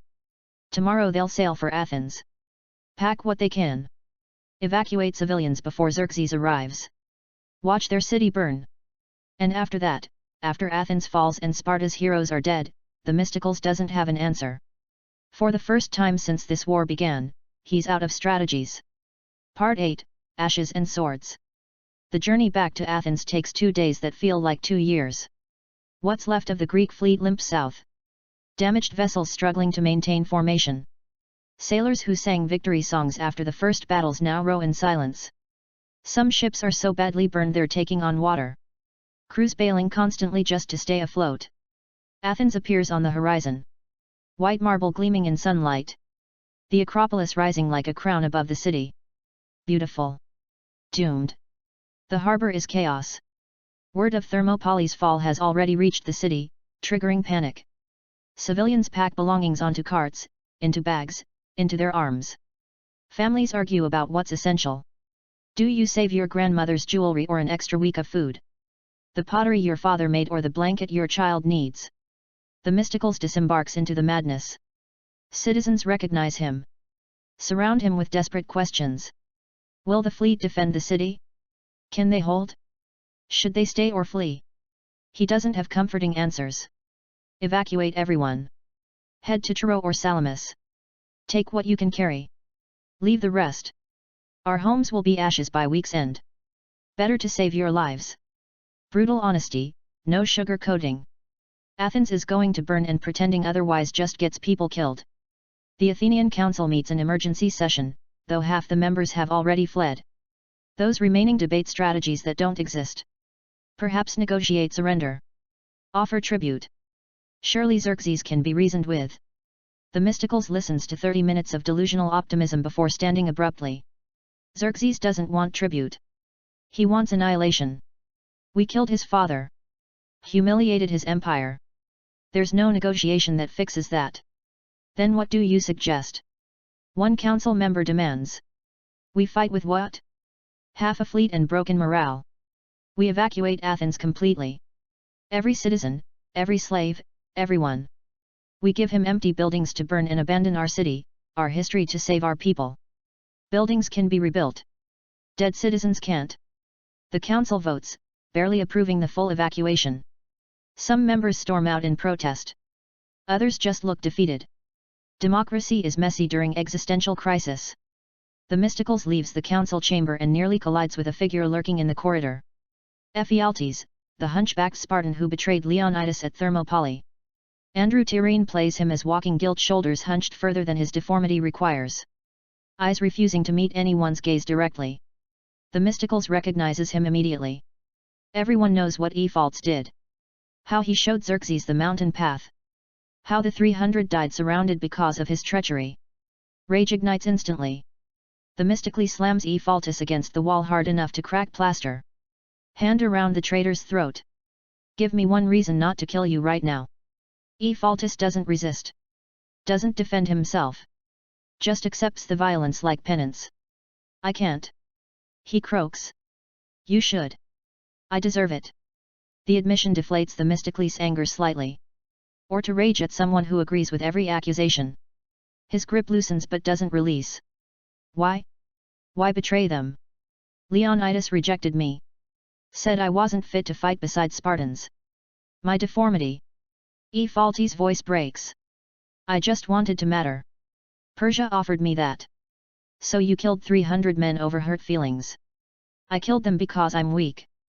Because I wanted someone to see value in me and I didn't care who. Tears streaked down Ephaltes' face. Kill me, please. I can't live with what I've done. Themistocles studies the broken man before him. Killing Ephaltes would be justice, would feel good, but it wouldn't undo Thermopylae. Wouldn't bring back Leonidas or his warriors. An idea forms, cruel but useful. No, Themistocles says, releasing him. You're going to deliver a message. What? To Xerxes. You're going to his camp and telling him Greece is gathering at Salamis. Tell him we're assembling every remaining ship for one final battle. Ephaltes looks confused. You want me to give him intelligence? I want him to know where to find us. I want him confident. I want him to come to Salamis, thinking it's our last desperate stand. Themistocles leans close and you're going to help me kill him. I don't understand. You want redemption? Earn it. Deliver my message. Make Xerxes believe Greece is finished. Then maybe you get to die for something that matters instead of just dying. He felt his nod slowly, grasping at the slim possibility of redemption. He leaves immediately, heading north toward the advancing Persian army. Silas finds Themistocles watching the traitor depart. You trust him? No, but I trust his guilt. He wants to die forgiven. I'm giving him a path. What if he betrays us again? Then we're no worse off than we already are. The evacuation of Athens takes 3 days. Every ship, military, and civilian fees people to safety. The elderly, the young, the sick get priority. Those who can walk are directed to refugee camps at Troezen. It's organized chaos at best, complete disaster at worst. Families are separated in the crush. Children cry for parents. Elderly citizens refuse to leave, preferring to die in their homes. Soldiers have to physically carry some people to the ships, ignoring protests and curses. Themistocles oversees it all, sleeping maybe 2 hours per night. Every person evacuated is a victory. Every person who stays is a future corpse. On the third evening, he makes a decision, leaves Askios in command of the evacuation, and takes a small escort north to Sparta to Gorgo. The ride is punishing full days hard travel. They pass streams of refugees fleeing south, carrying what little they could save. Greek civilization in retreat. Sparta is draped in mourning. Black banners hang from every building. The city that worships warrior death is confronting 300 simultaneous funerals. Leonidas's loss especially devastates them. Kings are supposed to die old in their beds, not young on foreign battlefields. Themistocles requests audience with Queen Gorgo. This time, he's made to wait. Hours pass in an antechamber while Spartan officials debate whether to see him at all. Athens failed at the fleet failed. Why should Sparta listen? Finally, he's admitted. Gorgo sits on Leonidas's throne, looking simultaneously regal and hollowed out. Grief has carved lines in her face that weren't there weeks ago. She wears black, the color of Spartan mourning. Lena Headey plays this scene with raw pain, barely contained beneath royal composure. Themistocles, her voice is flat, empty. Come to explain how Athens let my husband die. I came to give you this. He produces Leonidas's sword, the one Ephaltes carried from Thermopylae as a trophy. Themistocles took it from the traitor before sending him to Xerxes. Now he offers it to Gorgo with both hands kneeling. Gorgo stares at the blade, her husband's sword, the weapon he carried for decades. She doesn't take it immediately, just looks at it like touching the metal might break her completely. Where did you get this? Ephaltes, the traitor. He had it when he came to Athens. And you let him live. Anger finally cracks through the grief. I sent him to Xerxes with a message. One final use before his guilt consumes him. You should have killed him probably, but dead traitors can't deliver messages. Gorgo finally takes the sword, holding it like something sacred. Her fingers trace the grip, worn smooth by Leonidas's hand. Tears threaten, but don't fall. Spartan queens don't weep publicly. He died well, she says quietly. Dilios saw it. Told me everything. Leonidas fought like a god. They all did. I know. The whole world will know. His sacrifice bought Greece. Time. Time for what? Athens is falling. Your fleet is broken. Sparta mourns. Where's the victory his death purchased? Themistocles stands, meeting her eyes directly. That's why I'm here. I need Sparta's help. One more time. One final battle. You already asked. We already refused. That was before Thermopylae. Your husband died, proving what unified Greece can accomplish. 300 Spartans held the greatest army in history for days. Imagine what 3,000 could do. Gorgo's expression hardens. You dare use my husband's death to manipulate me? I dare use his sacrifice to honor him. Leonidas died believing Greece could unite. Died buying time for that unity to form. If we don't fight now together, his death means nothing. It means everything. It means Sparta bleeds while Athens debates. Then let Athens bleed beside you. Themistocles' voice rises to match hers. Let all of Greece bleed together instead of separately. That's what Leonidas wanted. That's what he died for. Silence falls. Gorgo grips her husband's sword, knuckles white. She's torn between grief demanding isolation and duty demanding action. Where, she finally asks, solemn ice, the strait, narrow enough that Persian numbers mean less. And if we lose, then we lose together as Greeks, not as Athens or Sparta or Corinth, as one people facing extinction. Gorgo looks at Leonidas's sword, then at Themistocles. The decision wore across her face. Widow wanting to mourn, or queen needing to act. I'll consider it, she says eventually. That's all I can promise. It's not the commitment Themistocles needs, but it's not outright refusal either. He'll take what he can get. He departs Sparta as night falls, riding back toward Athens under stars that seem too peaceful for the world's current state. Athens burns when he arrives the next morning. Xerxes' advanced forces have reached the city ahead of the main army. Finding it mostly evacuated, they torch everything anyway. Temples, homes, markets, all consumed by flames that paint the dawn orange and black. From a distant hill, Themistocles watches his city die. The Acropolis burns like a beacon. Centuries of culture and achievement turning to smoke. Citizens who refused evacuation die in the fires or Persian swords. Their screams carry across the distance. Xerxes arrives personally to witness Athens' destruction. His towering golden form stands amidst the flames. Arms spread wide like he's conducting a symphony of devastation. Around him, Persian soldiers celebrate, dancing in the ruins. Then Xerxes produces a pike. On it, Leonidas' severed head, preserved somehow, recognizable even at this distance. He parades it through burning Athens, displaying the Spartan king's remains like a trophy. His message is clear. This is what happens to those who defy the god king. This is the price of resistance. Themistocles watches until he can't bear it anymore. Athens is gone. Leonidas is gone.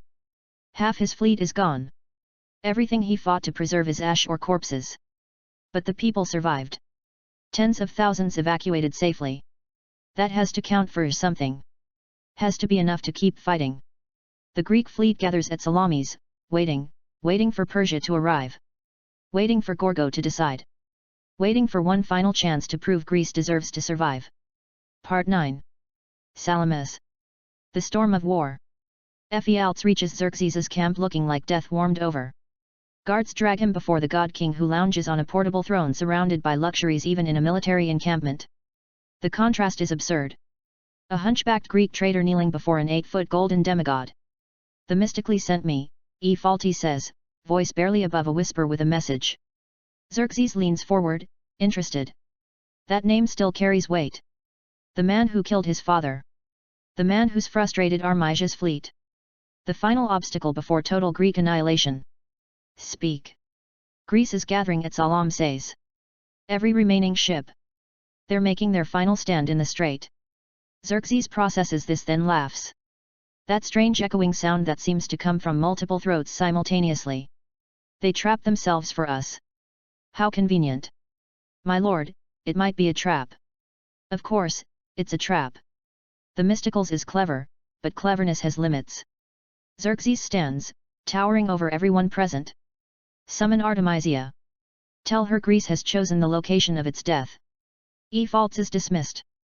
Left to wander the camp, carrying his guilt like physical weight. He delivered the message, played his part. Redemption still feels impossibly distant. Artemisia receives the news with predatory excitement. Solemn ice, narrow waters, limited space. The Mysticals is using the same geographic advantages that worked at Artemisium, but this time she's prepared. This time, she'll account for his tricks. More than that, she's eager to face him again. Their last encounter ended with rejection and fury. Now she gets to finish what they started. And this time, her sword does the talking. Prepare the entire fleet, she orders. I want overwhelming force. No holding back reserves. We end this today. Her officers scramble to obey.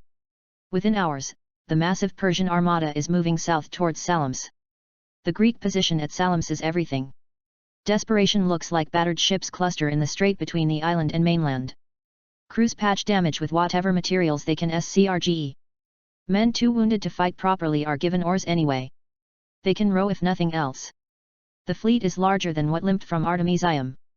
At least city-states that stayed neutral before have sent their ships, finally understanding that Persian victory means the end of Greek civilization. Not much help, but every try counts. Still nowhere near enough. Maybe 70 Greek ships total against Persia's 600 plus. The math doesn't work. It never has. The Mystical stands on a rocky outcrop overlooking the assembled fleet. His men need something from him. Hope, inspiration, reason to believe dying here matters. He's not Leonidas. Doesn't have that Spartan gift for making sacrifice seem glorious. But he has to try. Sailors gather on their decks, looking up at him. Faces scarred from recent battles. Eyes haunted by friends lost. Young men aged decades and weeks. You know what's coming. The Mysticals begins. No flowery opening, just truth. Persia's fleet will arrive by sunset. They'll outnumber us 10 to 1. They've got more ships, more soldiers, more of everything. Murmurs ripple through the crowd. This isn't exactly inspirational so far, but numbers aren't everything. Xerxes learned that at Marathon. His father brought armies and one Greek arrow ended it. Leonidas taught the same lesson at Thermopylae. 300 against millions, and it took days to kill them all. His voice grows stronger, carrying across the water. We're not Spartans. Most of us aren't even professional soldiers. We're citizens, farmers, merchants, philosophers, people who'd rather be anywhere but here. Pause. Let them recognize themselves in that description. But we're Greek, and Greece doesn't kneel. Some sailors straighten at that. Pride overriding fear, at least temporarily. Persia wants us dead. Fine, we all die eventually. Question is whether we die free or in chains, whether we die fighting or begging, whether our deaths mean something or nothing. The Mysticals points toward where Athens burned. Smoke still visible on the horizon. They took our city, took our homes, killed people we loved. And tomorrow they'll try to take everything else. Our families at Truro, our children, our futures.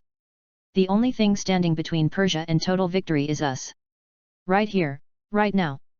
His voice dropped slightly, forcing them to listen harder. I won't lie. Most of us probably won't survive tomorrow. But the ones who do, they'll be the men who saved Greece, who stood when everyone else fell, who proved that free men fight harder than slaves no matter the odds. Callisto finds himself nodding along with dozens of others. Sheilas has tears in his eyes, not from sadness, but from fierce pride. So when those Persian ships arrive, remember who you are. You're Greeks. You're the descendants of heroes. You're the reason tyrants have nightmares. The Mysticals raises his sword. And tomorrow we teach the God King that gods can bleed. The roar that answers him shakes the strait. Men pound shields, stamp feet, shout themselves hoarse hero. It's not Leonidas-level oratory, but it works. Fear transforms into fury, despair into determination. Whether that's enough to win remains uncertain, but at least they'll die on their feet. The Persian fleet appears at sunset, exactly as predicted. The sight is nightmare fuel. Hundreds of ships blackening the water. Oars moving in synchronized rhythm. War drums pounding out approach cadence. It looks less like a navy and more like a force of nature. Ardmia's flagship leads the formation. Purple sails unmistakable. She stands at the prow. Wind catching her hair. Expression absolutely feral. This is what she's wanted since the war began. Total confrontation with no retreat, no mercy, no survivors. Xerxes watches from a golden throne placed on the coastal hills. He's brought his entire court to witness Greece's final defeat. Musicians, concubines, advisors, all arranged to observe the spectacle. It's theater as much as warfare. Dawn breaks with both fleets facing each other across maybe half a mile of water. Neither side moves initially, just tension building, potential energy, waiting for someone to act. The Mysticals gives the order first. Forward ramming formation. Greek tri-surge ahead, rowing hard toward the vastly superior Persian force. It looks like suicide. Tiny Greek fleet charging into Persian armada. But appearance is the point. Show no fear except no surrender. Force Persia to meet them in the strait's narrowest section where size matters less. Armisia grins watching them come. Brave, stupid, but brave. All ships advance and destroy them. The Persian fleet charges forward and the two armadas collide with world-ending violence. Bronze rams punch through holes. Ships splinter. Men scream. The strait becomes instant chaos. Dozens of separate battles happening simultaneously. No coordination possible. Just pure survival instinct and killing. The Mystically ship rams a Persian vessel amidships. The impact throwing both crews to the deck. Before anyone recovers, Greek marines are boarding. Weapons swinging. No time for fear. No time for thought, just action and reaction. The Mysticals fights through Persian defenders, moving with purpose. He's not just surviving this battle, he's hunting. Somewhere in this mess is Ardmisia's flagship, and he needs to reach it. Needs to face her one final time. Silas and Callisto fight side by side. The father protecting his son even as the boy proves he doesn't need protection anymore. Estos lost his innocence somewhere in the past week. He kills efficiently now without hesitation. War's final gift turning children into killers. A Persian spear takes Silius in the side, punching through his armor. He goes down hard, blood spreading across the deck. Callisto sees it happen, screams denial, but can't reach his father through the press of bodies. The battle spreads across the entire strait. Greek ships employ ramming tactics that worked before strike sides, create chaos, boarded, and slaughter. But there are too many targets. Too many Persian vessels pushing into the strait, creating gridlock that traps both sides. Exactly what the Mysticals wanted. In this compressed space, Persian numbers become a disadvantage. Ships can't maneuver, can't support each other. Every vessel becomes isolated, fighting its own desperate struggle. The Mystically spots the purple sails. Arnemia's flagship may be 200 yards away. He signals his rowers ram speed. That direction now. His triam plows through the chaos, striking a Persian ship that's engaged with Greeks. The impact sends all three vessels tangling together. The Mysticals doesn't wait for his crew. He leaps from his ship to the Persian vessel to Arnemia's flagship in seconds. She's waiting for him. Of course, she is. Eva Green and Sullivan Stapleton face each other on the blood-soaked deck while battle rages around them. Neither speaks initially. What's left to say? Ardmia draws her sword. The Mysticals mirrors the action. They explode into motion simultaneously. The duel is vicious, personal, everything their previous encounter wasn't. No seduction now, no manipulation, just two brilliant warriors trying to kill each other with every technique they know. Armies fights with elegant brutality, trained by Persia's finest, augmented by Greek knowledge of combat. Her blade work is beautiful and deadly. Each strike precisely aimed to disable or kill. The Mysticals matches her through sheer determined skill. He's not as technically perfect, but he's fought more battles, survived more desperate situations. Experience versus training. You should have joined me. Armisia snarls between strikes. Should have taken no for an answer, Mysticles counters, parrying. Their blades clash inches from each other's faces. Neither gives ground. You fight harder than you Armija says. Call back to their previous encounter meant to distract. Haven't tried hard enough to kill you yet. He proves it by sweeping her legs. She goes down, but rolls, slashing at his ankles. He jumps, brings his sword down where her head was moments before. She's already moving, using the dex tilt to gain advantage. They're both breathing hard now, both bleeding from minor cuts. Both aware this ends with one of them dead. Artemisia commits to an overhead strike. Too committed. The mystically sidesteps in his blade opens a gash across her sword arm. Not fatal, but disabling. Her grip weakens. She doesn't retreat. Switches her sword to her left hand. Keeps attacking. Ambidextrous or desperate. Unclear which the mysticals presses the advantage, driving her toward the ship's rail. Her back hits wood. His blade comes up toward her throat.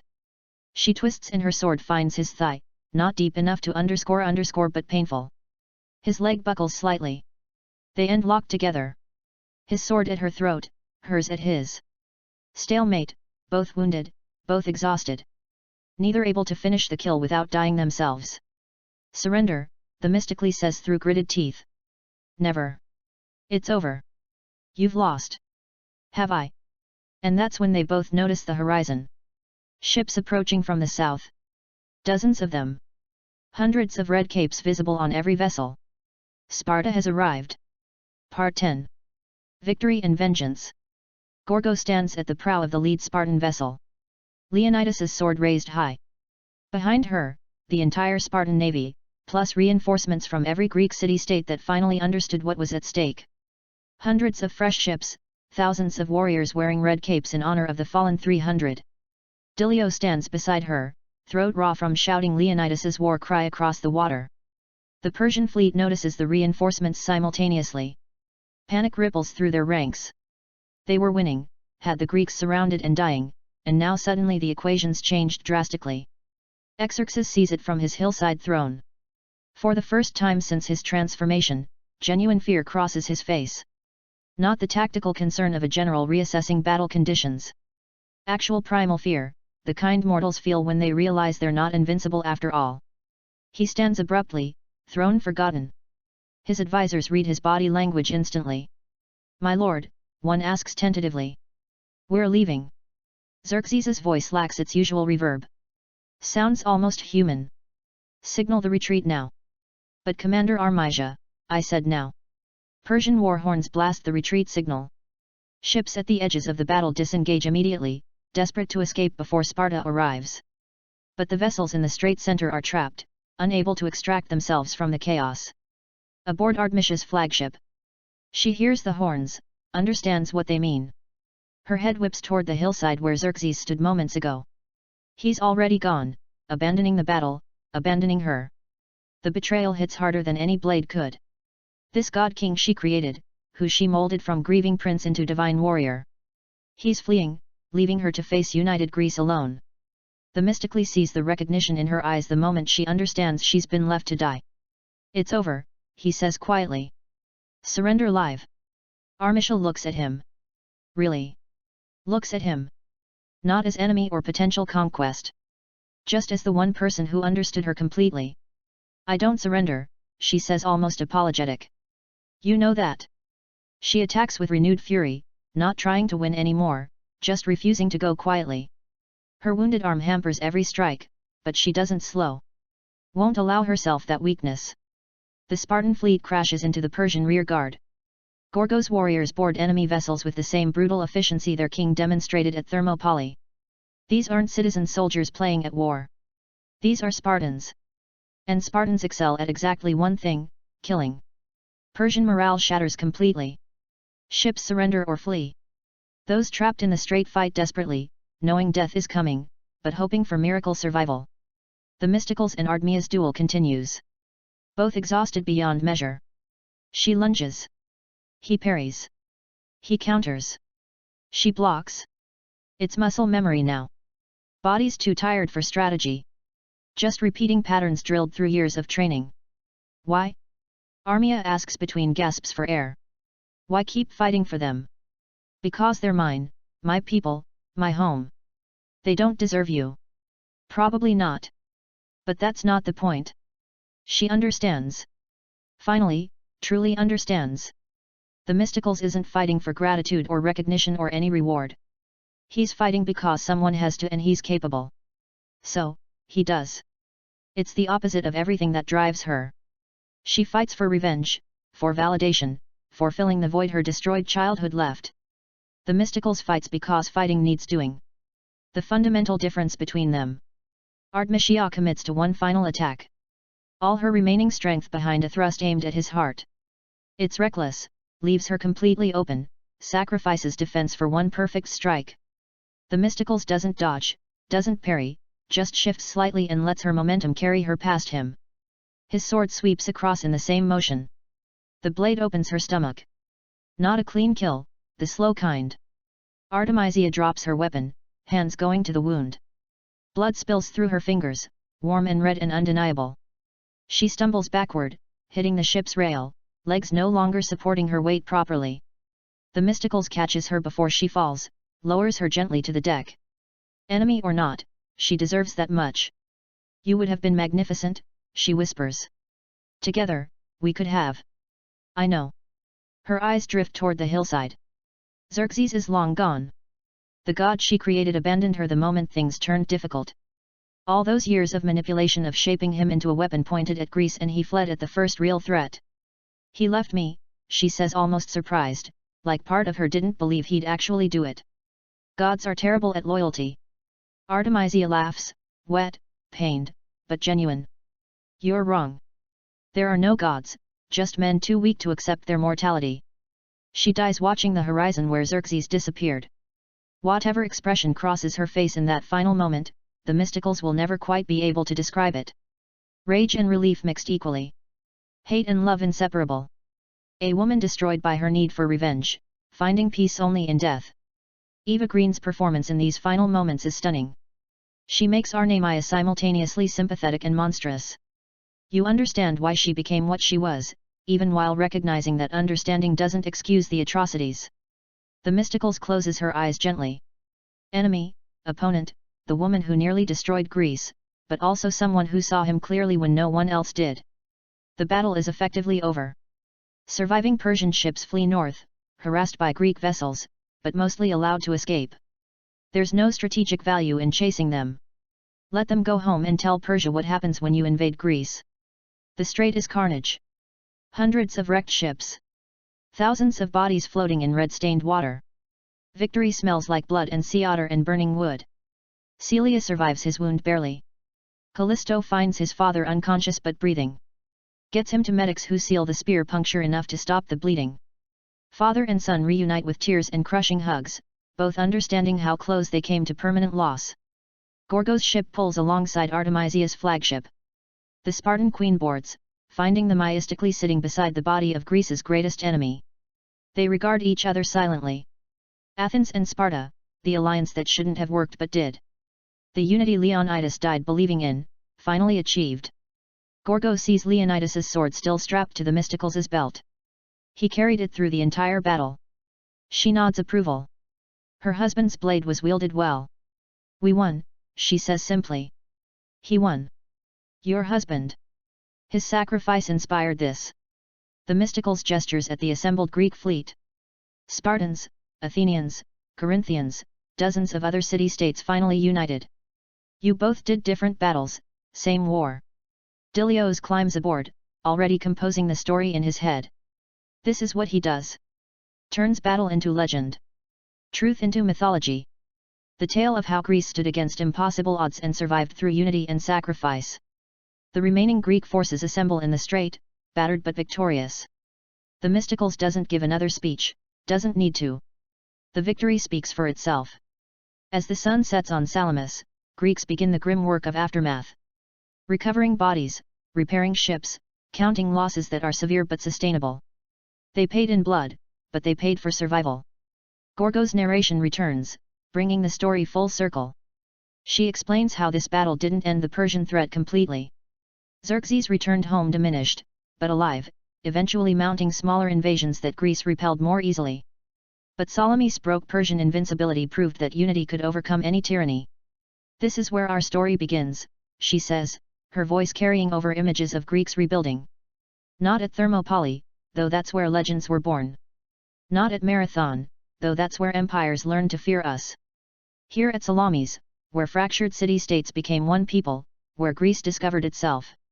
The final shots show Athens being rebuilt. Spartans and Athenians working side by side on reconstruction. Children playing in streets that were ashes weeks earlier.